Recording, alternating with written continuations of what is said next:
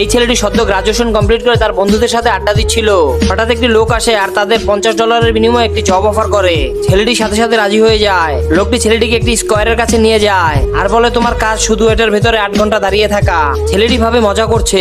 লোকটি বলে, তুমি না করলে অন্য কাউকে খুঁজি। ছেলেটি রাজি হয়ে যায়। সে বিকেল পর্যন্ত দাঁড়িয়ে থাকে।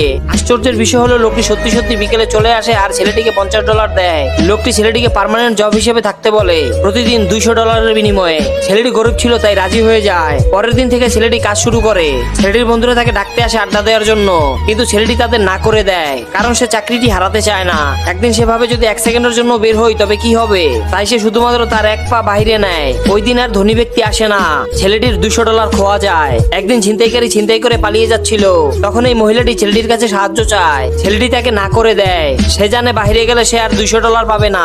লোকটি এসে ছেলেটিকে ডলার দেয় এবং ছেলেটির কাজের প্রশংসা করে। ছেলেটির স্যালারি আরো $30 বাড়িয়ে দেয়। এভাবে দিন যেতে থাকে।